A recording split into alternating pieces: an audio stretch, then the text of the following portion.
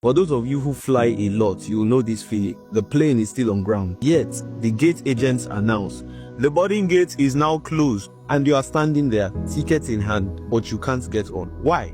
Because the gate has closed. The other day, I almost missed my flight. I was returning to Lagos. I did check in online, but when I got to the airport, I was told they were done checking people in. There were other people in the same boat as me, and we all stood there, stranded. At first glance, it felt unfair because it was still about 30 minutes to departure. The plane hadn't moved. The seat I paid for is still empty. The engines of the plane are not even running yet. So why can't you just let me go through? Eventually, after some pleading and some calls, they cleared us for the flight. But during the flight, I kept thinking deeply about that scenario, and I came to a staggering conclusion. Access is not about whether the plane is still there. It is about whether the process is still open. And you see, in that moment, I realized life works the same way. Opportunities have gates, dreams have windows, destiny has timing. And just because the plane of opportunity is still visible doesn't mean you can still enter. Some people think as long as the opportunity still exists, you can always step in later. But by the time they finally show up, the gate has already closed.